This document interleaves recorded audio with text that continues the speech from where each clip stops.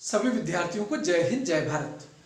मैं सुदीप मुखर्जी हमारे चैनल अनुदीप पर आप सभी का स्वागत करता हूं। यदि अभी तक आपने इसे सब्सक्राइब नहीं किया है तो प्लीज़ इसे सब्सक्राइब करें और बेल आइकॉन दबाना न भूलें।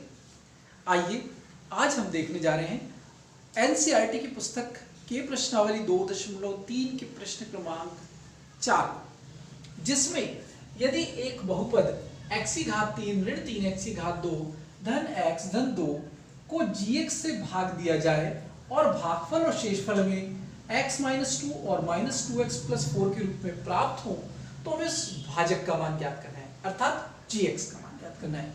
आइए देखते हैं हम इसे किस प्रकार से ज्ञात करेंगे।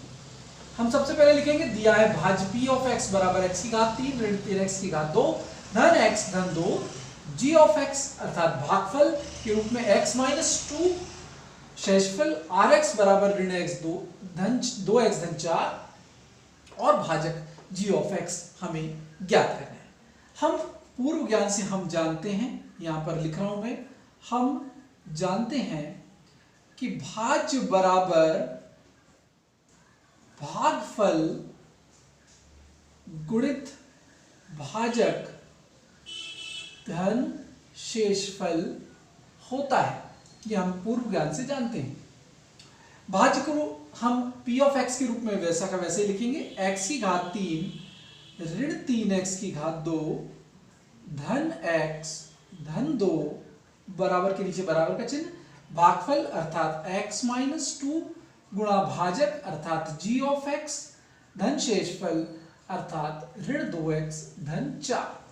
अब हम ऋण 2x धन 4 का इधर पक्षांतर करेंगे, यहां लिख रहा हूं पक्षांतर करने पर इस बहुपद को वैसा का वैसे लिखेंगे, x की घात 3 ऋण 3x की घात 2 धन x धन 2। ध्यान दीजिए, हम जब इस शेषफल का इधर पक्षांतर करेंगे तो इसके चिन्ह बदल जाएंगे, ऋण 2x का धन 2x हो जाएगा और धन 4 का ऋण 4 हो जाएगा, और यह वैसे के वैसे ही x - 2 गुणा gx वैसा का वैसे ही लिखेंगे। यहां पर हम घटाने की प्रक्रिया करेंगे, समान घातों वाले पदों को घटाएंगे। x की घात 3 का यहां पर कोई पद नहीं है, इसलिए उसे वैसा का वैसे ही लिखेंगे।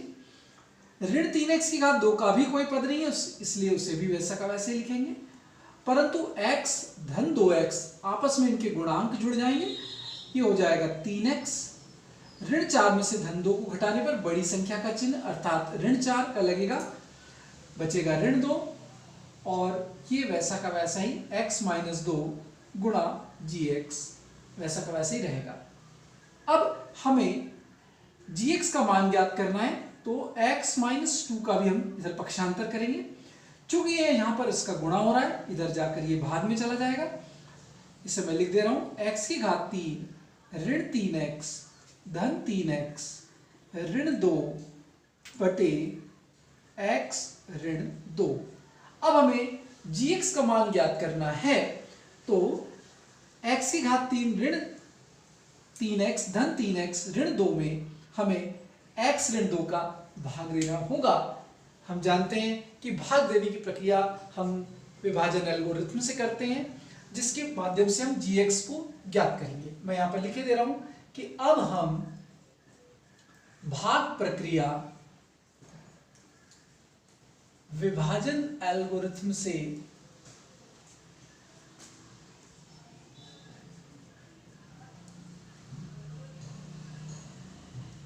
gx ज्ञात करेंगे। आपने मेरे पिछले वीडियोस में देखा होगा कि हम किस प्रकार से एक बहुपद में दूसरे बहुपद का भाग देते हैं, और इसके लिए हम इस प्रकार की एक व्यवस्था बनाते हैं। याद कीजिए, यहां पर हम भाजक का मान लिखेंगे, भाज्य का मान लिखेंगे। भाज्य के रूप में हमारे पास है x की घात 3।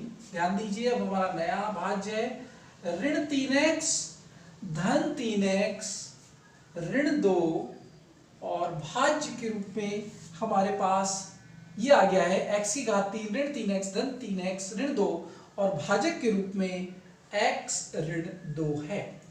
अब हम सबसे पहला पद यानी भागफल का सबसे पहला पद ज्ञात करने के लिए हम x की घात 3 में, यहां पर भाज्य की उच्चतम घात में हम यहाँ पर भाजक की उच्चतम घात वाले पद का भाग देंगे। यहाँ पर घातांकों के नियम से x की घात 3 में से यहाँ पर x की घात 1 है, 1 घट जाएगा, बचेगा x की घात 2। यहाँ हमें प्राप्त हुआ भागफल का सबसे पहला पद अर्थात x की घात 2।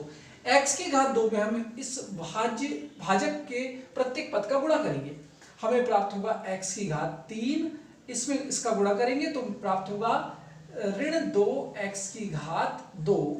यहाँ पर मैं घात 2 लिखना भूल गया, जिसे मैं सुधार दे रहा हूं। अब यहाँ पर हम घटाएंगे, घटाने के लिए हम यहाँ ऋण चिन्ह, यहाँ धन चिन्ह बदलेंगे। x की घात 3 में से x की घात 3 को घटाने पर 0 प्राप्त होगा। ऋण 3x की घात 2 में से धन 2x की घात 2 को घटाएंगे तो बड़ी संख्या का चिन्ह अर्थात x की घात 2 प्राप्त होगा। ऊपर वाले पद यथावत वैसे के वैसे ही लिख रहा हूं मैं।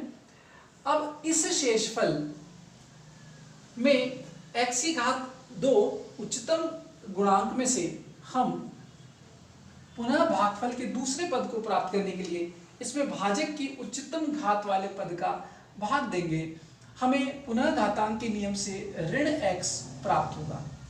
यहाँ पर हमें भागफल के रूप में दूसरा पद ऋण x प्राप्त हुआ।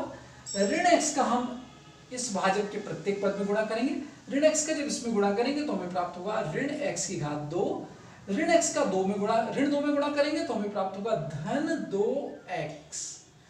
पुनः घटाने की प्रक्रिया करेंगे, चिन्ह बदलेंगे, यहाँ पर हमें फिर से 0 प्राप्त होगा।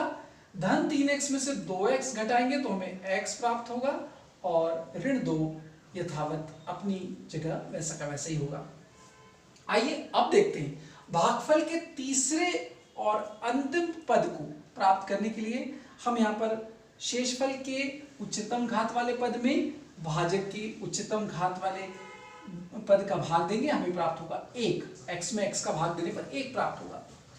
और यहाँ तीसरे भागफल के तीसरे पद के रूप में धन 1 प्राप्त हो गया है, धन 1 का हम इसमें गुणा करेंगे, हमें मिलेगा x, 1 का ऋण 2 में गुणा करेंगे, ऋण 2 प्राप्त होगा। और यहाँ हम देख सकते हैं चिन्ह बदलने पर हमें इस धन चिन्ह के जगह ऋण चिन्ह और ऋण की जगह धन होगा। और x में से x को घटाएंगे तो 0, ऋण 2 में से धन 2 को घटाएंगे तब भी 0 प्राप्त होगा।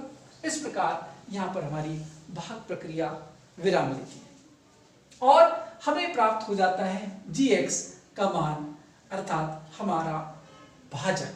अतः यहाँ पर हम लिखेंगे कि gx बराबर x की घात 2 ऋण x धन 1 ये प्राप्त हुआ। तो विद्यार्थियों ये विधि थी कि यदि किसी बहुपद में किसी अन्य बहुपद से भाग दिया जाए और भागफल और शेषफल हमें दिए गए हों तो हम किस प्रकार से उस भाजक का मान ज्ञात करते हैं। धन्यवाद। यदि आपको हमारा वीडियो पसंद आया है तो प्लीज़ लाइक करें, सब्सक्राइब करें।